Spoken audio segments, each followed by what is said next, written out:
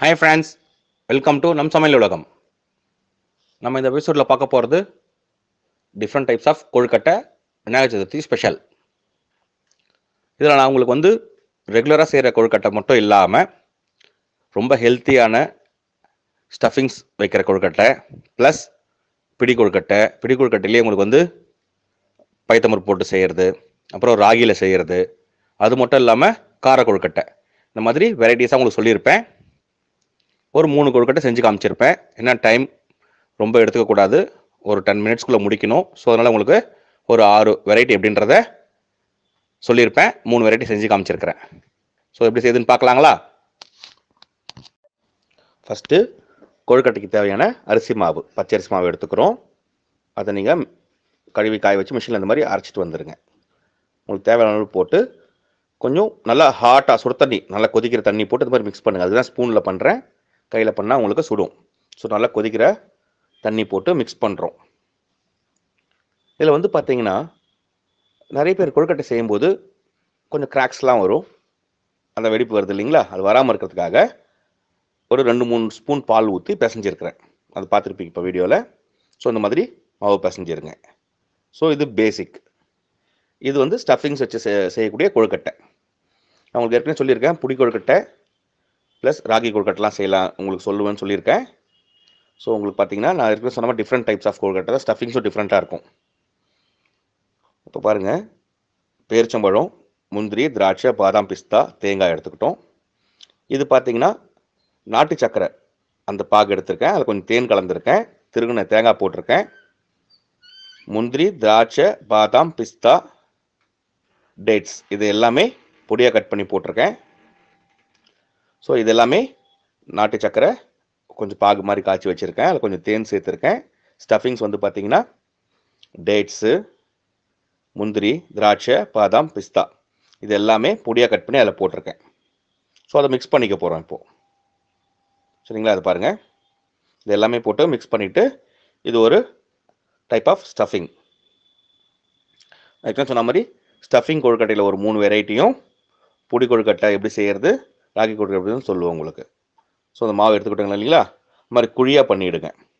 பண்ணிவிட்டு உள்ளே அந்த அந்த டேட்ஸு, அந்த ஃபில்லிங்ஸ் இருக்கு இல்லையா, அதை வச்சுட்டு இது கொஞ்சம் டிஃப்ரெண்ட் ஷேப்பில், உங்களுக்கு ரெகுலர் ஷேப் இல்லாமல் கொழுக்கட்டை இந்த மாதிரி மோல்டு இருக்குது. ஸோ அது பேஸ் எப்படின்னு உங்களுக்கு காமிச்சேன். ஸோ அந்த மோல்டில் போட்டு நீங்கள் எடுத்துகிட்டு போகிறீங்க. எக்ஸ்ட்ரா மாவில் அந்த மாதிரி எடுத்துட்டிங்கன்னா உங்களுக்கு சூப்பரான ஷேப் கிடச்சிரும். இது எல்லாருக்கும் தெரிஞ்சது தான், இருந்தாலும் புதுசாக செய்கிறவங்க இல்லை கொஞ்சம் வித்தியாசமாக செய்யணும்னு நினைக்கிறவங்களுக்கு நான் உங்களுக்கு ஸ்லோவாக எக்ஸ்பிளைன் பண்ணிகிட்ருக்கேன். ஸோ இந்த மாதிரி ஸ்டஃபிங்ஸ் வச்சு வச்சிடுறோம். ஸோ இது ஒரு டைப். இப்போ பார்த்தீங்க இல்லையா, இது ஒரு டைப் ஆஃப் கொழுக்கட்டை. அடுத்தது இன்னொன்று சொல்கிறேன். இது எப்படின்னா, இது ஸ்டஃபிங் தான், ஆனால் இது என்னென்ன ஸ்டஃபிங் பண்ண போகிறோம் அப்படின்னு பார்த்தீங்கன்னா, வெள்ளை எள்ளு, கொஞ்சம் ஓட்ஸ், இது ரெண்டுத்துமே நம்ம வறுத்துக்கிறோம்.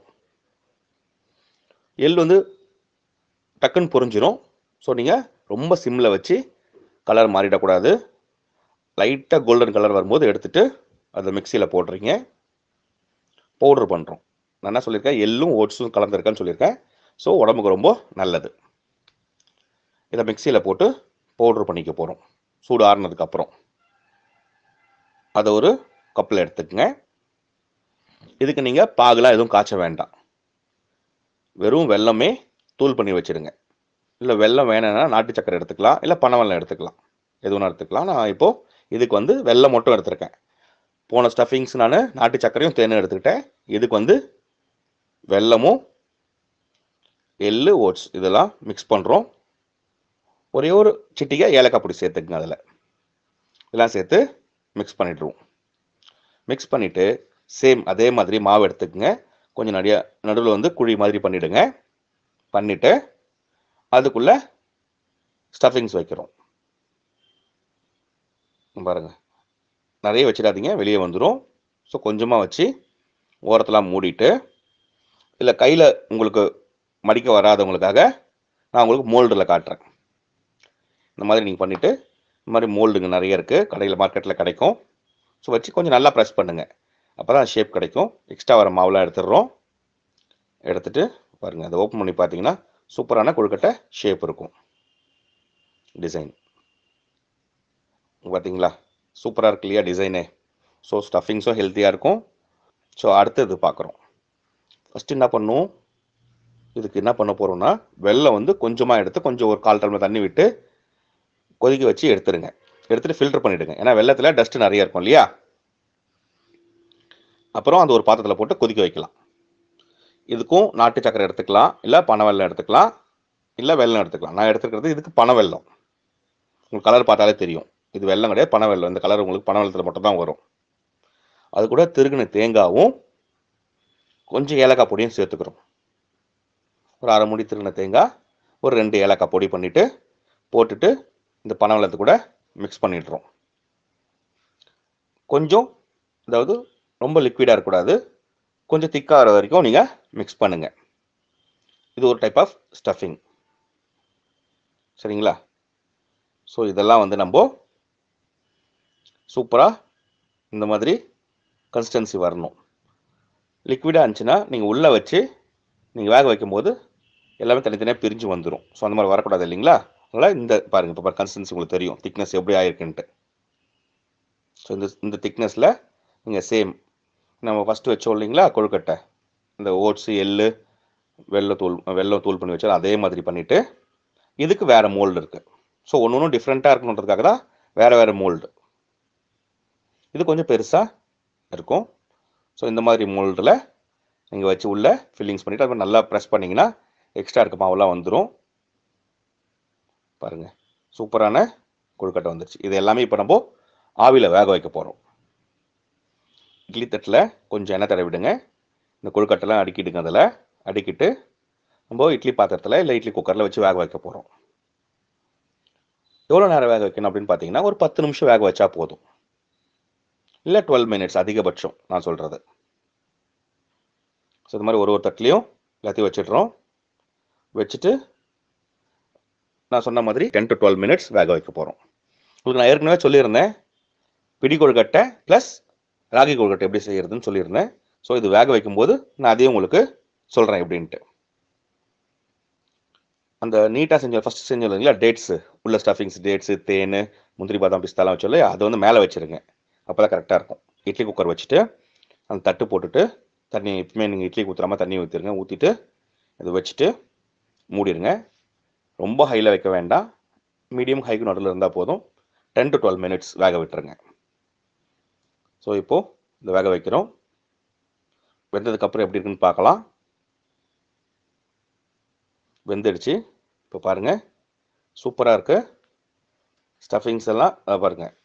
இப்போது எல்லா கொழுக்கட்டையும் வெந்துடுச்சு. இப்போது என்னென்ன, ஃபஸ்ட்டு டேட்ஸு, முந்திரி, பாதாம், பிஸ்தா வச்ச கொழுக்கட்டை, அடுத்தது எள்ளு, ஓட்ஸு, வெல்லம் போட்டது, அடுத்தது பனை வெல்லம், தேங்காய், ஏலக்காய் போட்டது ரெடி ஆகிடுச்சு. ஸோ எல்லா கொழுக்கட்டையும் சூப்பராக ரெடி ஆகிடுச்சு. உங்களுக்கு அடுத்தது நான் என்ன சொல்கிறேன்னா பிடி கொழுக்கட்டையும் ராகியில் பிடி கொழுக்கட்டையும். பிடி கொழுக்கட்டுன்றது இப்படி இல்லாமல் எப்படி செய்ய போகிறோம்னா சேம் இதே அரிசி மாவு ஒரு டம்ளர் எடுத்துக்கங்க, இல்லை 1/2 டம்ளர் எடுத்துக்கங்க, ஒரு 3/4 டம்ளர் வெல்லம் எடுத்துக்கங்க, ஒரு 1/4 டம்ளர் தண்ணி எடுத்துக்கங்க. தண்ணி கொதிச்ச உடனே வெல்லம் போட்டு ஒரு கொதி வந்தோடனே ஃபில்டர் பண்ணி வச்சுருங்க. ஏற்கனவே உங்களுக்கு காமிச்சேன் இல்லைங்களா ஃபில்டர் பண்ணணும் எப்படின்ட்டு. இந்த மாதிரி ஃபில்டர் பண்ணி வச்சுடுங்க. சிம்மில் வச்சுட்டு இந்த அரிசி மாவை அதில் போட்டுருங்க. நல்லா மிக்ஸ் பண்ணுங்கள். கொஞ்சம் ஏலக்காய், ஒரே ஒரு ஏலக்காய் பொடி, ஒரு 1/4 ஸ்பூன் போட்டுங்க ஏலக்காய் பொடி. அதுக்கப்புறம் அதில் கொஞ்சம் வெள்ளை எள்ளு, கொஞ்சம் தேங்காய் திருக்கி போட்டு நல்லா உங்களுக்கு அந்த ஸ்டஃபிங்ஸ் காமிச்சேன் இல்லைங்களா வெல்லம், தேங்காய், அந்த மாதிரி பண்ணிவிட்டு நீங்கள் அதை கையில் அப்படியே பிடிச்சி இதே மாதிரி வேக வச்சு எடுத்துட்டிங்கன்னா பிடி கொழுக்கட்டை ரெடி. அதே மாதிரி ராகியில் என்ன பண்ணுவோம்னா கேழ்வரகு மாவில் வெல்லம் காய்ச்சிட்டு அரிசி மாவுக்கு பதிலாக கேழ்வரகு மாவு போட்டுருவோம். போட்டுட்டு அதை மிக்ஸ் பண்ணும்போது அதில் கொஞ்சம் திருகுன தேங்காய், கொஞ்சம் வெள்ளை எள்ளு. இதில் வந்து நீங்கள் பிடி கொழுக்கட்டையில் இன்னொரு ஆப்ஷன் வச்சுக்கலாம். வெறும் எள்ளு மட்டும் சேர்க்காம பைத்தம்பருப்பு இருக்குங்களா, பாசி பருப்பு, அதை வந்து லேசாக, அதாவது அரை வேக்காட்டில் எடுத்துருங்க. ஏன்னா முழுசாக வந்துச்சுன்னா குழஞ்சிரும். ஸோ பாதி ஆஃப் குக் பண்ணுற மாதிரி குக் பண்ணி எடுத்துட்டு இந்த வெல்லம், அரிசி மாவு, தேங்காய், எள்ளு ஏலக்காய் போட்டு மிக்ஸ் பண்ணும்போது இந்த பாசிப்பருப்பும் நீங்கள் அதில் வேக வச்சு போட்டுக்கலாம். போட்டுட்டு அதை நல்லா மிக்ஸ் பண்ணிவிட்டு புடி கொழுக்கட்டைன்றது கையில் எடுத்து அப்படியே நம்ம பிடிக்க போகிறோம். இப்போ அதில் அச்சில் வச்சு இதை அமுக்கணும் இல்லைங்களா, அது இல்லாமல் கையில் எடுத்து அப்படியே சூடாக எடுத்து கொஞ்சம் கைக்கு எவ்வளோ உங்களை சூடு தாங்களோ பிடிச்சி இதே மாதிரி வேக வச்சு எடுத்துட்டா புடி கொழுக்கட்டை ரெடி ஆகிடும். இது வரைக்கும் நம்ம 5 வெரைட்டி அப்படின்றத பார்த்தோம். இப்போது 6வதாக உங்களுக்கு கார கொழுக்கட்டை. பச்சரிசி மாவு எடுத்துக்க போகிறீங்க. அது நல்லா கொதிக்கிற தண்ணியை விட்டு நல்லா மிக்ஸ் பண்ணிவிடுங்க. ஃபஸ்ட்டு அதை உப்பு போட்டு நல்லா பிசைஞ்சு வச்சுடுங்க. ஒரு ஃப்ரைங் பேனில் அதை வானல் எடுத்துக்கங்க. ஒரு 2 ஸ்பூன் எண்ணெய் விட்டுருங்க. அதில் எண்ணெய் காஞ்சதுக்கப்புறம் கடுகு, உளுத்தம்பருப்பு, கடலைப்பருப்பு போட்டு பொன்னிறமாக வர மாதிரி வறுத்துருங்க. கடுகு பொரிஞ்சதுக்கப்புறம் அதில் வந்து நீங்கள் ஒரு பச்சை மிளகாய் பொடியாக கட் பண்ணி போட்டுருங்க. ஒரு 4-5 காஞ்ச மிளகாய் போட்டுருங்க. கறிவேப்பிலை போட்டுருங்க. தாளித்து இந்த மாவில் கொட்டிடுறீங்க. கொட்டிட்டு நீங்கள் பிசைஞ்சிருங்க மாவு நல்லா. பிடி கொழுக்கட்டைக்கு எப்படி நம்ம பிடிக்கிறோமோ அதே மாதிரி பிடிச்சி நீங்கள் குக்கரில் ஒரு 10-15 நிமிஷம் வச்சு எடுத்திங்கன்னா கார கொழுக்கட்டை ரெடி ஆகிடும். ஸோ எல்லாருக்கும் எல்லாமே பிடிச்சிருக்குன்னு நினைக்கிறேன். விநாயகர் சதுர்த்தியை சூப்பராக கொண்டாடுங்க. தேங்க்யூ.